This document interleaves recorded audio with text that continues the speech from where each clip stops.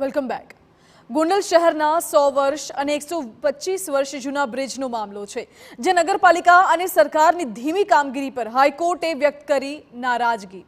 High court બ્રિજની કામગીરીના પ્રગતિ અંગે સવાલ પૂછ્યા છે. શહેરી વિભાગે યુથ એન્ડ સ્પોર્ટ્સ ઓથોરિટીને લખેલા પત્રના અંગે હાઈકોર્ટે સવાલ ઉઠાવ્યા છે. નગરપાલિકા શહેરી વિકાસ વિભાગના કાર્યમાં યુથ એન્ડ કલ્ચર વિભાગ શું કામ કરશે તેવો હાઈકોર્ટે સવાલ કર્યો. સાથે જ સંબંધિત કેસમાં માત્ર સમય પસાર કરવાની વૃત્તિ હોય તેવું જણાઈ રહ્યું છે તેવો પણ હાઈકોર્ટે કહ્યું.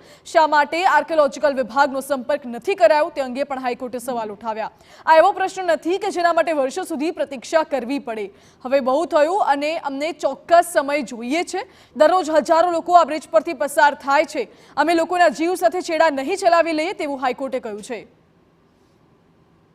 જે પ્રોજેક્ટ રિપોર્ટ આપવામાં આવ્યો છે, ગોંડલ નગરપાલિકાએ પ્રોજેક્ટ રિપોર્ટ મેળવ્યો છે રિપેરિંગ બાબતે, એ પ્રોજેક્ટ રિપોર્ટ વેટિંગ એટલે કે રિવ્યૂ કરવામાં આવશે. એ ગવર્મેન્ટ એજન્સીઝ રિવ્યૂ કરશે, પણ એમાં સ્પોર્ટ્સ એન્ડ યુથ ડિપાર્ટમેન્ટને બી એ મોકલવામાં આવ્યો હતો. કદાચ એવું બની શકે આર્કિયોલોજીકલ ડિપાર્ટમેન્ટ એમની અંડર હોય, પણ હાઈકોર્ટે એવી ટિપ્પણી કરી છે કે જે ડાયરેક્ટ એજન્સી હોય જેમ કે આર્કિયોલોજીકલ ડિપાર્ટમેન્ટ, તો એમને જ સંદર્ભ રાખીને એમને જ સાથે કોર્ડિનેશન કરી અને કામ આગળ વધારવું.